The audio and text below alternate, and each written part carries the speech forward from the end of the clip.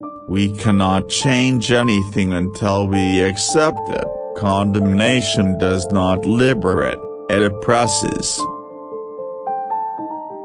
The debt we owe to the play of imagination is incalculable. Often the hands will solve a mystery that the intellect has struggled with in vain. Great talents are the most lovely and often the most dangerous fruits on the tree of humanity. They hang upon the most slender twigs that are easily snapped off. The creation of something new is not accomplished by the intellect but by the play instinct acting from inner necessity. The creative mind plays with the objects it loves. The rational attitude which permits us to declare objective values as valid as all is not the work of the individual subject, but the product of human history. Who looks outside, dreams. Who looks inside, awakes. There is no coming to consciousness without pain. Knowledge rests not upon truth alone, but upon error also. A man who has not passed through the inferno of his passions has never overcome them. Where love rules, there is no will to power, and where power predominates, love is lacking. The one is the shadow of the other. Shame is a soul-eating emotion. The least of things with the meaning is worth more in life than the greatest of things without it. Nothing has a stronger influence psychologically on their environment and especially on their children than the unlived life of the parent. To ask the right question is already half the solution of a problem. To me, dreams are part of nature, which harbors no intention to deceive but expresses something as best it can. The capacity for directed thinking I call intellect. The capacity for passive or undirected thinking I call intellectual intuition. Sometimes, indeed, there is such a discrepancy between the genius and his human qualities that one has to ask oneself whether a little less talent might not have been better. Everything that irritates us about others can lead us to a better understanding of ourselves.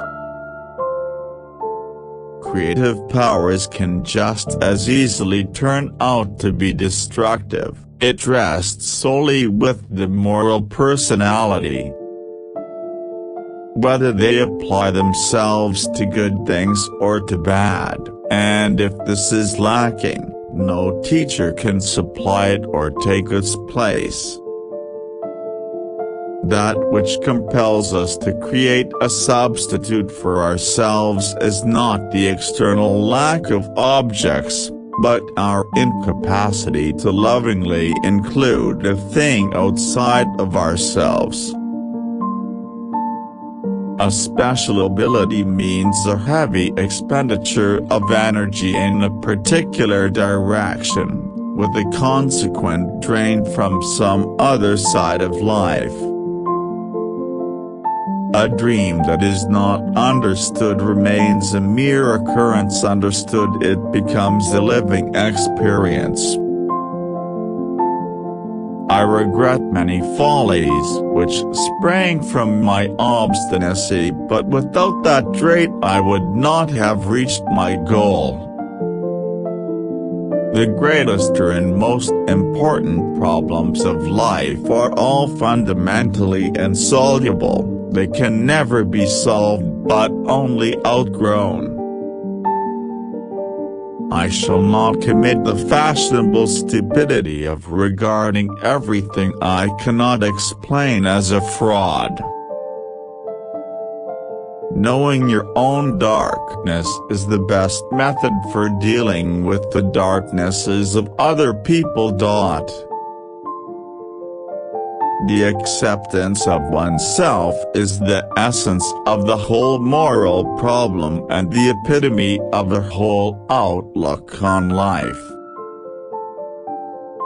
Faith, hope, love, and insight are the highest achievements of human effort. They are found given by experience. Mistakes are, after all, the foundations of truth, and if a man does not know what a thing is, it is at least an increase in knowledge if he knows what it is not. If such a thing can happen to a man, it challenges his best and highest on the other side. That is to say, the step corresponds to a potential height, and the blackest darkness to a hidden light. There are as many nights as days, and the one is just as long as the other in the year's course. Even a happy life cannot be without a measure of darkness, and the word happy would lose its meaning if it were not balanced by sadness. It is often tragic to see how blatantly a man bungles his own life and the lives of others, yet remains totally incapable of seeing how much the whole tragedy originates in himself, and how he continually feeds it and keeps it going.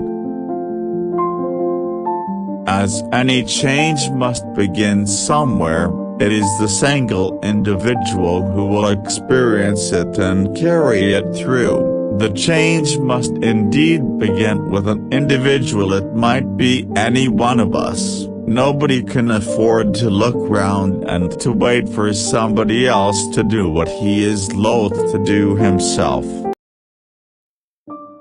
We should not pretend to understand the world only by the intellect. We apprehend it just as much by feeling. Therefore, the judgment of the intellect is, at best, only the half of truth, and must, if it be honest, also come to an understanding of its inadequacy. I have always been impressed by the fact that there are a surprising number of individuals who never use their minds if they can avoid it, and an equal number who do use their minds, but in an amazingly stupid way.